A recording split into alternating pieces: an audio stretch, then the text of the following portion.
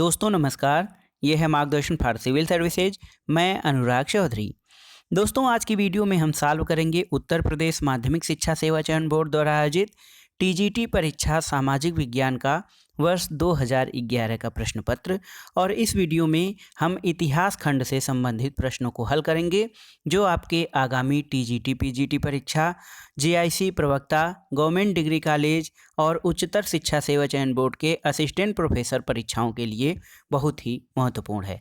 आप इसका पीडीएफ भी डाउनलोड कर सकते हैं, लिंक मैं डिस्क्रिप्शन बॉक्स में डाल दूंगा। तो आइए शुरू करते हैं आज का वीडियो। दोस्तों आज का पहला प्रश्न है, अशोक के शिलालेखों की लिपि क्या है? तो ऑप्शन है आपके संस्कृत, पाली, ब्राह्मी और प्राकृत।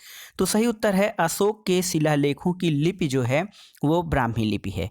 आपकी जानकारी के लिए बता दें कि अशोक के जो सभी अभिलेख हैं वो प्राकृत भाषा में हैं और उनकी लिपि जो है वो ब्राह्मी लिपि है। केवल दो अभिलेख याद रखिएगा, शाहबाजगढ़ी और मानसेहरा, इनकी लिपि ब्राह्मी नहीं होकर खरोष्ठी लिपि है। अगला प्रश्न है दोस्तों, पूर्ण विकसित हड़प्पा सभ्यता लगभग कितनी शताब्दियों तक जीवित रही थी? ऑप्शन है आपके 4, 5, 7 और 3। तो सही उत्तर है दोस्तों 5 शताब्दियों तक। पूर्ण विकसित हड़प्पा सभ्यता लगभग 5 शताब्दियों तक विकसित रही थी। और जो है मोहनजोदड़ो, कोटदीजी, कालीबंगन, लोथल, सुरकोटदा से जो रेडियो कार्बन की तिथियां प्राप्त की गई हैं उसके आधार पर सैंधव सभ्यता की तिथि ईसा पूर्व 2400 से 1700 ईसा पूर्व तक निर्धारित होती है। और पूर्ण विकसित हड़प्पा सभ्यता लगभग 5 शताब्दियों तक जीवित रही थी। अगला प्रश्न देखते हैं, उपलब्ध प्रमाणों के आधार पर हड़प्पा सभ्यता ने मानव जाति को जो 2 अस्थायी उपहार प्रदान किए हैं वो क्या हैं? तो ऑप्शन है आपके गेहूं और कपास की खेती, गणित और दशमलव प्रणाली का ज्ञान, ताम्र और कांस्य आगलन प्रौद्योगिकी, सोखते और मिट्टी के पाइप बनाना। तो सही उत्तर है गेहूं और कपास की खेती। दोस्तों हड़प्पा सभ्यता में जौ, गेहूं, धान, कपास, सरसों, लाही, तिल, मटर, बाजरा प्रमुख कृषि उत्पाद थे जो परवर्ती संस्कृति में आए थे। तो सही उत्तर है गेहूं और कपास की खेती। अगला प्रश्न है दोस्तों, हड़प्पा के लोगों के सामान्य घरेलू बर्तन किस चीज़ के बने होते थे? ऑप्शन है आपके पत्थर, चीनी मिट्टी, मिट्टी के अच्छी तरह से पकाए गए चित्रात्मक बर्तन और ताम्र यानी तांबा। तो सही उत्तर है दोस्तों ऑप्शन सी, मिट्टी के अच्छी तरह से पकाए गए चित्रात्मक बर्तन हड़प्पा के लोगों के सामान्य घरेलू बर्तन थे। अगला प्रश्न है, लोथल और चन्हूदड़ों का सर्वाधिक महत्वपूर्ण उद्योग क्या था? ऑप्शन है देखिए जहाज निर्माण, मनका उत्पादन, हथकरघा वस्त्र उद्योग और धातु कर्म उद्योग। तो सही उत्तर है मनका उत्पादन लोथल और चन्हूदड़ों का सर्वाधिक महत्वपूर्ण उद्योग या कारखाने थे। इन मनकों को बड़ी मेहनत से बनाया जाता था और वांछित आकार देने के फलस्वरूप इन पर पालिश की जाती थी, फिर इनमें छेद किया जाता था जिससे कि इनमें तागा डाला जा सके। अगला प्रश्न है, हड़प्पा कालीन नगरों पर कौन शासन करता था? ऑप्शन है आपके राजा, पुरोहित राजा, व्यापारियों का अल्पतंत्र या शासन व्यवस्था अज्ञात है। तो सही उत्तर है दोस्तों हड़प्पा कालीन नगरों पर शासन व्यवस्था के संबंध में कोई जानकारी नहीं है। इस संबंध में हम केवल अनुमान लगा सकते हैं और ऐसा पता चलता है कि मोहनजोदड़ो और हड़प्पा का शासन सुदृढ़ दुर्गों द्वारा होता था। इन दुर्गों में केंद्रीय अधिकारी निवास करते थे। संभवतः उनका एक राजा भी होता था जो पुरोहित होता था और देवता के प्रतिनिधि के रूप में शासन चलाता था। तो सही उत्तर है हड़प्पा कालीन नगरों पर कौन शासन करता था, इसके बारे में स्पष्ट जानकारी नहीं है। अगला प्रश्न है 7वां प्रश्न, उत्तर वैदिक काल में आर्यों को भारतीय भूगोल के किस अंश की जानकारी नहीं थी? ऑप्शन है आपके दोनों समुद्रों की, हिमालय के विभिन्न पर्वत शिखरों की, कृष्णा नदी घाटी तक दक्षिण भारत की और संपूर्ण गंगा नदी घाटी की। तो सही उत्तर है दोस्तों आर्यों को कृष्णा नदी घाटी तक दक्षिण भारत की संपूर्ण जानकारी नहीं थी। आर्यों को भारतीय भूगोल के कृष्णा नदी घाटी तक दक्षिण भारत की जानकारी नहीं थी और आर्य सभ्यता का प्रसार अभी विंध्य पर्वत के दक्षिण में नहीं हो पाया था। अगला प्रश्न है, कौन से ग्रंथ वेदों या श्रुतियों के अंग नहीं थे? संहिता, ब्राह्मण, उपनिषद या फिर पुराण? तो सही उत्तर है दोस्तों पुराण जो हैं वो वेदों या श्रुतियों के अंग नहीं थे। वैदिक साहित्य 2 भागों में बांटा गया है, वैदिक साहित्य को 4 भागों में बांटा गया है। वेद, ब्राह्मण, आरण्यक और उपनिषद, और पुराण इनके भाग नहीं हैं। अगला प्रश्न है दोस्तों, युद्ध का प्रारंभ मनुष्यों के मस्तिष्क में होता है, किस ग्रंथ में कहा गया है? ऑप्शन है आपके ऋग्वेद, सामवेद, अथर्ववेद और मुंडक उपनिषद। तो सही उत्तर है अथर्ववेद में ये कहा गया है कि युद्ध का आरंभ मनुष्यों के मस्तिष्क में होता है। प्रथम बौद्ध संगीत का अध्यक्ष कौन था? दोस्तों प्रथम बौद्ध सभा जो की गई थी, सम्मेलन किया गया था, उसका अध्यक्ष कौन था? ऑप्शन है आपके थेरयस, महाकश्यप, मोगलीपुत्र तिस और वसुमित्र। तो सही उत्तर है दोस्तों प्रथम बौद्ध संगीत का अध्यक्ष महाकश्यप था। और प्रथम बौद्ध संगीत की जो है वो बुद्ध की मृत्यु के तत्काल बाद राजगृह की सप्तपर्णी गुफा में हुई थी। इस समय मगध का शासक अजातशत्रु था और इस संगीत की अध्यक्षता महाकश्यप ने की थी। अगला प्रश्न है, बुद्ध के प्रवचनों का संकलन प्रसिद्ध धम्मपद निम्नलिखित में से किस ग्रंथ का अंग है? तो सही उत्तर है दोस्तों ए, सुत्त पिटक का अंग है धम्मपद। अगला प्रश्न है दोस्तों, प्रसिद्ध बौद्ध विद्वान अश्वघोष किसके समकालीन थे? ऑप्शन है आपके अशोक, मिनांडर, कनिष्क, हर्ष। तो सही उत्तर है अश्वघोष जो थे वो कनिष्क के समकालीन थे और कनिष्क के वो दरबारी राजकवि भी थे। अगला प्रश्न है दोस्तों, मौर्य दरबार में मिस्र के राजा टालेमी फिलाडेल्फस का दूत कौन था? ऑप्शन है आपके देखिए डायोनेसियस, डाइमेकस, मेगास्थनीज और थियोडोरस। तो सही उत्तर है मौर्य दरबार में मिस्र यानी इजिप्ट के राजा टालेमी फिलाडेल्फस का दूत डायोनेसियस था। अगला प्रश्न है दोस्तों कि कौन सा पक्ष अशोक के धम्म का एक अन्य सैद्धांतिक पक्ष नहीं है? ऑप्शन है आपके अहिंसा, मनसा वाचा कर्मणा, व्यवहार में संयम, सभी के साथ समान व्यवहार और पापों से भय। तो पापों से भय जो है वो अशोक के धम्म का सैद्धांतिक पक्ष नहीं है। अगला प्रश्न है, अशोक के किस शिलालेख में युद्ध और हिंसा के कारण जनित उसके अंतर्मन की व्यथा प्रकट होती है? तो सही उत्तर है धौली और जौगढ़ का जो शिलालेख है दोस्तों, 13वें शिलालेख में कलिंग युद्ध के भयानक परिणामों का उल्लेख हुआ है। इसमें 1,50,000 व्यक्ति बंदी बनाकर निर्वासित कर दिए गए थे, 1 लाख लोगों की हत्या की गई थी और इससे भी कई गुना अधिक मर गए थे। और कलिंग, धौली और जौगढ़ के शिलालेखों पर 11वें, 12वें और 13वें शिलालेख उत्कीर्ण नहीं किए गए हैं। धौली और जौगढ़ पृथक प्रज्ञापनों या शिलालेखों के रूप में भी प्रसिद्ध हैं। अगला प्रश्न है, भारत का निम्नलिखित में से कौन वर्तमान प्रांत मौर्य साम्राज्य का अंग नहीं था? ऑप्शन है आपके देखिए केरल, तमिलनाडु, ए और बी दोनों, और डी कश्मीर।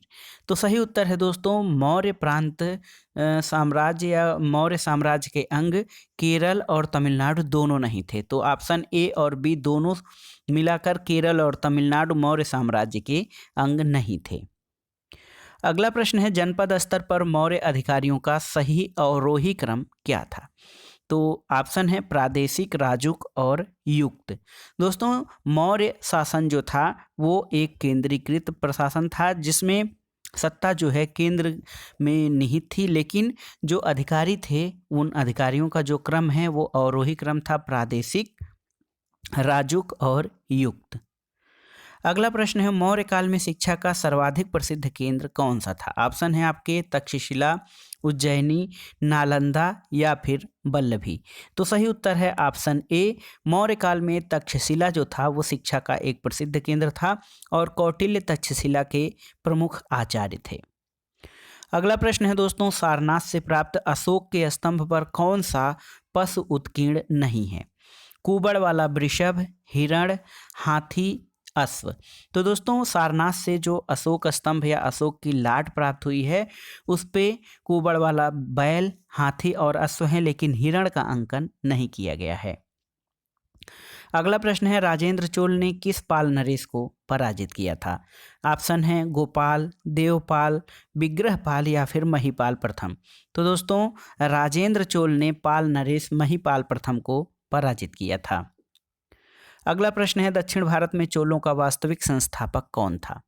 ऑप्शन है आपके विजयालय, परांतक प्रथम, राजराज प्रथम और राजेंद्र प्रथम। तो दक्षिण भारत में चोलों का वास्तविक संस्थापक परांतक प्रथम को माना जाता है, जिसने मदुरा के पांड्य शासक को पराजित किया और मदुरै कोंड की उपाधि धारण की थी। अगला प्रश्न है, निम्नलिखित में से किससे चोल साम्राज्य के प्रशासनिक प्रभागों का सही अवरोही क्रम पता चलता है?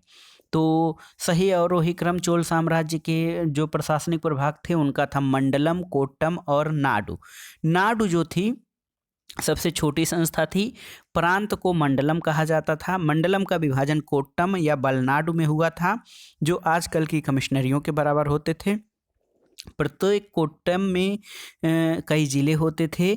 जिले की संज्ञा नाडु थी। तो मंडलम, कोट्टयम और नाडु जो था ये चोल साम्राज्य के प्रशासनिक प्रभागों का अवरोही क्रम है। चोल राजा किस मत के संरक्षक थे? ऑप्शन है आपके शैव मत, वैष्णव मत, शाक्त मत या फिर बौद्ध मत। तो सही उत्तर है चोल राजा शैव मत के संरक्षक थे। अगला प्रश्न है, दिल्ली सल्तनत का पहला संप्रभु या संप्रभुता संपन्न शासक कौन था? दिल्ली सल्तनत का पहला संप्रभु या संप्रभुता संपन्न शासक किसे माना जाता है? ऑप्शन है आपके कुतुबुद्दीन ऐबक, आराम शाह, इल्तुतमिश, नसीरुद्दीन मोहम्मद। तो सही उत्तर है दोस्तों इल्तुतमिश जो था वो दिल्ली सल्तनत का पहला संप्रभु शासक था। उसने सुल्तान के पद की स्वीकृति गोर के किसी शासक से नहीं बल्कि बगदाद के अब्बासी खलीफा से मान्यता का अधिकार प्राप्त किया था और इसलिए वो दिल्ली का पहला संप्रभु शासक माना जाता है। अगला प्रश्न है, लोदी वंश के शासक किस जाति या प्रदेश से मूलतः संबंधित थे?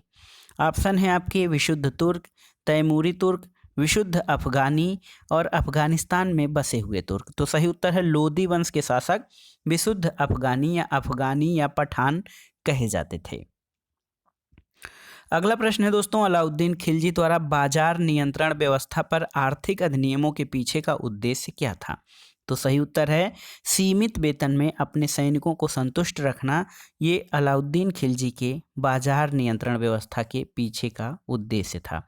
बाजार नियंत्रण और वस्तुओं के मूल्यों को निर्धारित करने में अलाउद्दीन का उद्देश्य राजनीतिक था, क्योंकि वो एक बड़ी सेना रखना चाहता था और अपने सैनिकों को निश्चित और नकद वेतन देकर उनको जीवन की सुविधाएं उपलब्ध कराना चाहता था। अगला प्रश्न है, मोहम्मद बिन तुगलक द्वारा सांकेतिक मुद्रा का प्रचलन संबंधी प्रयोग किस कारण से विफल हुआ था? तो सही उत्तर है व्यापक स्तर पर नकली सिक्कों की ढलाई हो गई थी, जिसके कारण उसके सांकेतिक मुद्रा का प्रचलन का प्रयोग विफल हो गया था। नागरिकों ने जो है इसका नकल किया और नकल उठाकर नकली सिक्के बनाना शुरू कर दिया, इसलिए उसके मुद्रा प्रचलन संबंधी प्रयोग सफल नहीं हुए थे।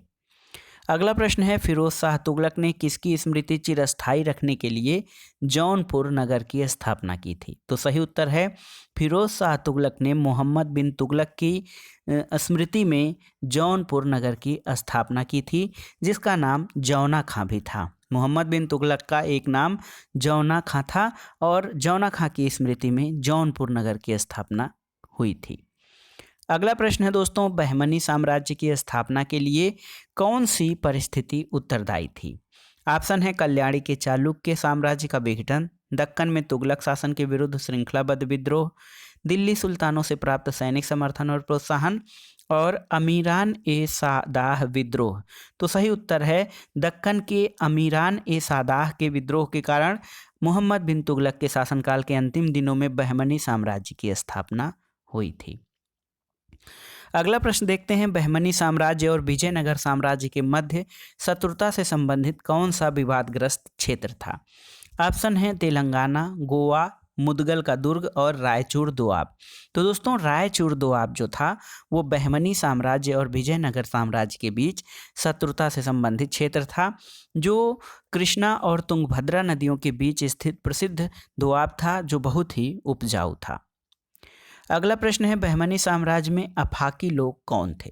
तो सही उत्तर है अफाकी लोग ईरान, इराक, तुर्की और अरब देशों से आए हुए मुसलमान अप्रवासी थे, जिनको कि बहमनी साम्राज्य में अफाकी कहा जाता था। अगला प्रश्न है, वह सुल्तान कौन था जो स्वयं को नायब खुदाई या ईश्वर का प्रतिनिधि कहता था? ऑप्शन है आपके इल्तुतमिश, बलबन, अलाउद्दीन खिलजी, गयासुद्दीन तुगलक। तो सही उत्तर है बलबन अपने आप को नायबे खुदाई या ईश्वर का प्रतिनिधि कहता था। और बलबन का जो राजत्व का सिद्धांत था वो फारस के राजत्व से प्रेरित था। उसके अनुसार राजा जिल्ले अल्लाह अर्थात ईश्वर का प्रतिबिंब या उसका प्रतिनिधि होता है। अगला प्रश्न है तैमूर को सैयद वंश प्रतिनिधि खिज्र खां द्वारा स्थापित राजवंश क्यों कहा जाता है? तो दोस्तों तैमूर को सैयद वंश प्रतिनिधि खिज्र खां के द्वारा स्थापित राजवंश इसलिए कहा जाता है क्योंकि खिज्र खां पैगंबर का वंशज था। तैमूर को सैयद वंश प्रतिनिधि खिज्र खां द्वारा संस्थापित राजवंश कहा जाता है क्योंकि खिज्र खां पैगंबर का वंशज था।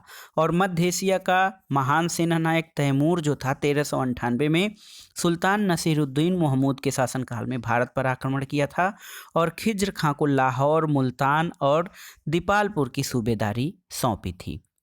अगला प्रश्न है दोस्तों सल्तनत काल में उत्तराधिकार का सामान्य नियम क्या था? ऑप्शन है देखिए जन्म की वरीयता के आधार पर, अग्रजाधिकार नियम के अनुसार, पूर्व सुल्तान द्वारा नामांकन और अमीरों के मंतव्य और गद्दी के लिए दावेदार व्यक्ति की अपनी शक्ति और क्षमता तथा योग्यता के आधार पर। तो सही उत्तर है ऑप्शन डी। जो सल्तनत काल में उत्तराधिकार का नियम था वो था कि अमीरों के मंतव्य और गद्दी के लिए दावेदार व्यक्ति की अपनी शक्ति और क्षमता तथा योग्यता। अगला प्रश्न है वरीद कौन थे? बरीद कौन थे? ऑप्शन है आपके शाही कारखाने में काम करने वाले दस्तकार, सुल्तान के अंगरक्षक, शाही आय व्यय का हिसाब रखने वाले प्रभारी अधिकारी या फिर गुप्तचरों और सूचनाएं एकत्र करने वाले लोग। तो बरीद गुप्तचर और सूचनाएं एकत्रित करने वाले लोग होते थे और गुप्तचर विभाग का प्रधान अधिकारी बरीद ए मुमालिक होता था। अगला प्रश्न है दोस्तों सल्तनत कालीन केंद्रीय शासन व्यवस्था में सर्वोच्च और असाधारण पदासीन अधिकारी कौन होता था? तो सही उत्तर है सल्तनत कालीन केंद्रीय शासन व्यवस्था में सर्वोच्च और असाधारण पदासीन अधिकारी नायब ए मुल्क होता था। नायब ए मुमलकत जो था ये पद संरक्षक के समान होता था और पदासीन व्यक्ति संपूर्ण अधिकारों का स्वामी होता था। अगला प्रश्न है औरंगजेब द्वारा किस अंतिम दक्कनी राज्य को मुगल साम्राज्य में शामिल किया गया था? तो सही उत्तर है गोलकुंडा को। दोस्तों औरंगजेब ने दक्षिण के राज्य बीजापुर और गोलकुंडा को जीता था और अंतिम दक्कनी राज्य के रूप में उसे गोलकुंडा को अपने साम्राज्य में शामिल किया था। अगला प्रश्न है देखिए उत्तर पश्चिम सीमा प्रांत में अकबर की सर्वाधिक महत्वपूर्ण उपलब्धि क्या थी? कश्मीर, काबुल, कंधार या बलूचिस्तान? तो सही उत्तर है कंधार जो था उत्तर पश्चिम सीमा प्रांत में अकबर की अत्यधिक महत्वपूर्ण उपलब्धि थी जिसको उसने बिना युद्ध किए ही प्राप्त कर लिया था। अगला प्रश्न है सुप्रसिद्ध कृति तबकात ए अकबरी की रचना किसने की थी? ऑप्शन है आपके ख्वाजा निजामुद्दीन अहमद, बदायूनी, अबुल फजल और ख्वांद मीर। तो सही उत्तर है तबकात ए अकबरी की रचना ख्वाजा निजामुद्दीन अहमद ने की थी। देखिए अबुल फजल की रचना अकबरनामा है और ख्वांद मीर की रचना कानूनी हुमायूंनामा है। अगला प्रश्न है दोस्तों मुगल शासन व्यवस्था के संबंध में कौन सा कथन सत्य नहीं है? ऑप्शन है आपके देखिए मुगल शासन व्यवस्था मुख्यतः एक सैनिक शासन था, यह एक केंद्रीकृत निरंकुशतावाद या एक तंत्रवाद था, सम्राट को इस्लामी परंपराओं का पालन करना पड़ता था और सम्राट द्वारा मंत्रियों से परामर्श लेना आवश्यक नहीं था। दोस्तों सम्राट द्वारा इस्लामी परंपराओं का पालन करना पड़ता था ये कथन सत्य नहीं है। दोस्तों सम्राट जो था वो मुगल शासन व्यवस्था में जो है एक तरह से देखा जाए तो मुगल शासन व्यवस्था की उत्पत्ति का आधार सैनिक था और शासन केंद्रीकृत था जहाँ पर सर्वोच्च सत्ता जो है वो मुगल बादशाह के पास होती थी, लेकिन सम्राट को इस्लामी परंपराओं का पालन करने का जो है नहीं करना पड़ता था। अगला प्रश्न है मुगल साम्राज्य का प्रांतों में विभाजन पहली बार कब किया गया था? तो सही उत्तर है अकबर के समय में मुगल साम्राज्य का प्रांतों में विभाजन किया गया था। अगला प्रश्न है मुगल प्रांतीय प्रशासनिक व्यवस्था की पारस्परिक नियंत्रण और शक्ति संतुलन के अंतर्गत कौन से अधिकारी सूबेदार पर नियंत्रण रखता था? तो सही उत्तर है दीवान। दीवान जो है प्रांत की प्रशासनिक व्यवस्था में नियंत्रण और शक्ति संतुलन के सूबेदार पर नियंत्रण रखने वाला अधिकारी ये दीवान होता था और प्रधानमंत्री को दीवान के कार्य दे दिए गए। बाद के समय में दीवान ही राज्य का वजीर और प्रधानमंत्री होने लगा था। अगला प्रश्न है, परगना या महाल के प्रशासन का प्रभारी अधिकारी कौन होता था? ऑप्शन है आपके आमिल, पोतदार, सिकदार और बित्तची। तो सही उत्तर है सिकदार परगना या महाल के प्रशासन का प्रमुख अधिकारी होता था। ये एक सैनिक अधिकारी होता था और उसका प्रमुख कार्य परगने में शांति और व्यवस्था रखना तथा लगान वसूल करना होता था। अगला प्रश्न है दोस्तों, भारत में मनसबदारी प्रथा की उत्पत्ति किसके शासनकाल के साथ संबद्ध की जा सकती है? ऑप्शन है आपके अलाउद्दीन खिलजी, चंगेज खां, तैमूर और शेर शाह सूरी। तो सही उत्तर है दोस्तों चंगेज खां से मनसबदारी प्रथा की उत्पत्ति जो है उससे जोड़ी जा सकती है। प्रत्येक सैनिक अधिकारी को मनसब प्रदान किया जाता था और मनसबदारी व्यवस्था मुगल सैनिकों का आधार थी, जो कि मंगोलों यानी चंगेज खां की दशमलव पद्धति पर आधारित होती थी। अगला प्रश्न है, किसने सफलतापूर्वक विद्रोह करके जहांगीर को अपने सैनिक कैंप में बंदी बना लिया था?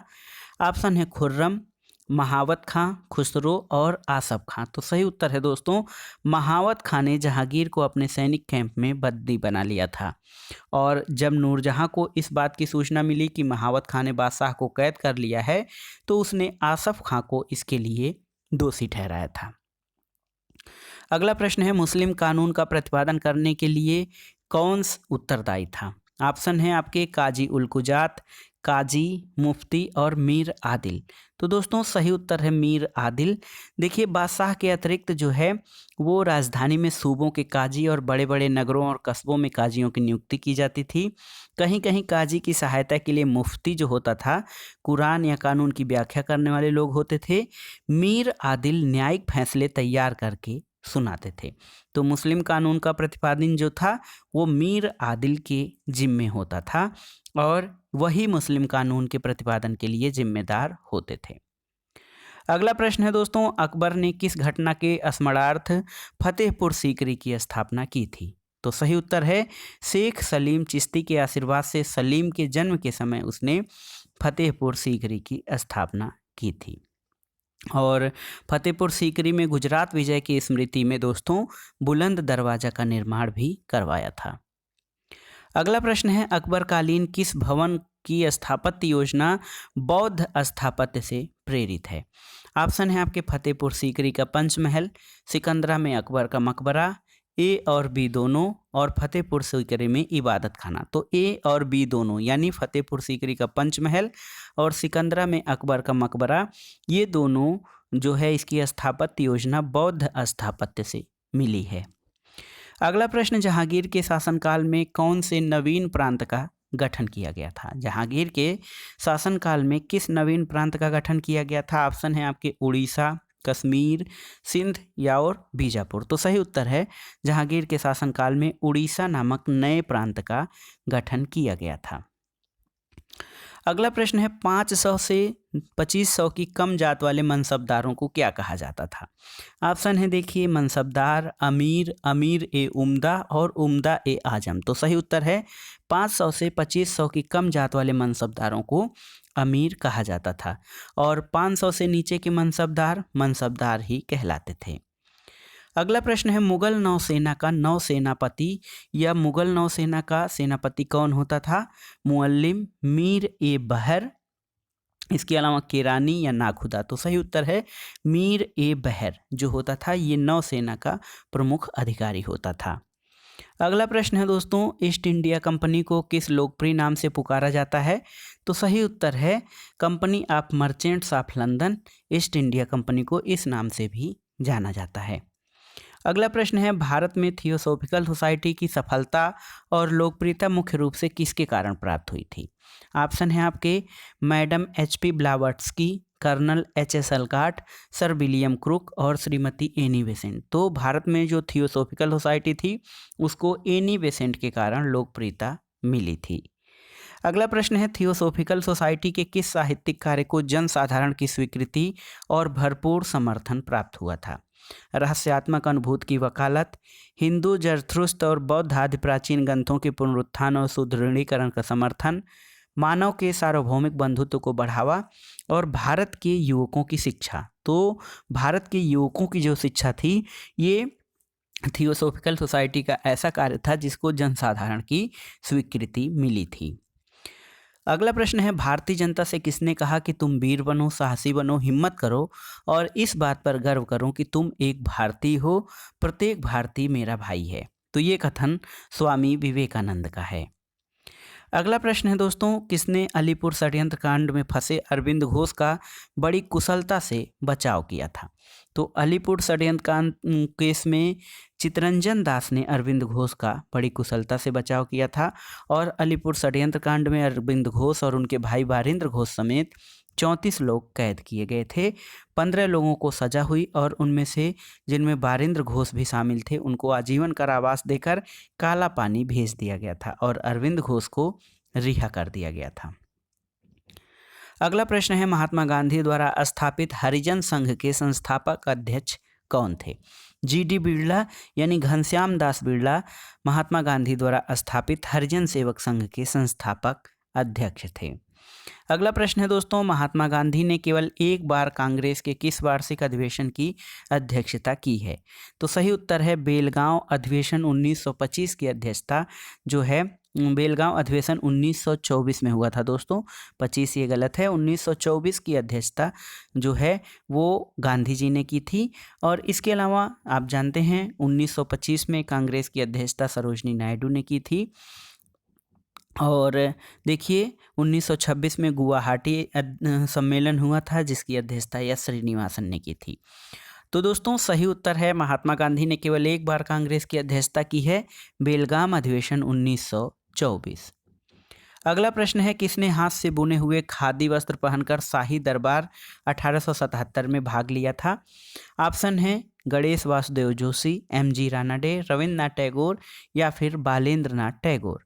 तो सही उत्तर है गणेश वासुदेव जोशी। दोस्तों गणेश वासुदेव जोशी ने हाथ से बने खादी के वस्त्र पहनकर शाही दरबार में भाग लिया था। उन्होंने खादी उपयोग में लाने की शपथ ली थी और उसे आजीवन निभाया भी था। दोस्तों गणेश वासुदेव जोशी को सार्वजनिक काका के नाम से संबोधित किया जाता है। अगला प्रश्न है दोस्तों, किस वायसराय को भारतीय राष्ट्रवाद का उत्प्रेरक कहा गया है? ऑप्शन है आपके Lord Canning, Lord Dalhousie, Lord Curzon, Lord Minto. तो दोस्तों लॉर्ड कर्जन को भारतीय राष्ट्रवाद का उत्प्रेरक कहा जाता है। कर्जन की नीतियों के समर्थक फ्रेजर ने माना था कि भारत में राष्ट्रीयता का प्रारंभ कर्जन ने ही किया है और गोखले ने कर्जन की तुलना मुगल सम्राट औरंगजेब से किया था। अगला प्रश्न है, महाराष्ट्र के एक समाज सुधारक जो लोक हितवादी के नाम से जाने जाते हैं वो कौन थे? तो सही उत्तर है गोपाल हरि देशमुख को लोक हितवादी के नाम से जाना जाता है। दोस्तों दादा भाई नौरोजी को grand old man of India कहा जाता है, रानाडे को महाराष्ट्र का सुकरात कहा जाता है और ज्योतिबा फूले ने सत्यशोधक समाज की स्थापना की थी और उन्होंने गुलामगिरी दास प्रथा पर आधारित गुलामगिरी नामक पुस्तक भी लिखी थी। अगला प्रश्न है, यह किसने कहा था कि राजनीतिक स्वतंत्रता राष्ट्र की प्राणवायु है? तो सही उत्तर है अरविंद घोष। अरविंद घोष का मानना था कि राजनीतिक स्वतंत्रता किसी भी राष्ट्र की प्राणवायु होती है। और इस वीडियो का आखिरी प्रश्न, वेदों की ओर वापस चलो यानी बैक टू द वेदास किसका आदर्श वाक्य है? तो ये आर्य समाज के प्रवर्तक दयानंद सरस्वती का वाक्य है, वेदों की ओर वापस चलो। तो दोस्तों ये था आज का वीडियो। टीजीटी सामाजिक विज्ञान का इतिहास खंड 2011 का प्रश्न पत्र हमने सॉल्व किया जो आपके कई परीक्षाओं के लिए, सामान्य अध्ययन के लिए भी, जैसे अध्यापक परीक्षाओं के साथ साथ सामान्य अध्ययन के इतिहास खंड के लिए भी ये महत्वपूर्ण है। आप इसे तैयार कर लीजिएगा। वीडियो आपको कैसा लगा हमें कमेंट बॉक्स में ज़रूर बताइएगा। वीडियो को लाइक करें, शेयर करें और इस चैनल मार्गदर्शन फॉर सिविल सर्विसेज को सब्सक्राइब करें। वीडियो देखने के लिए धन्यवाद दोस्तों। नमस्कार।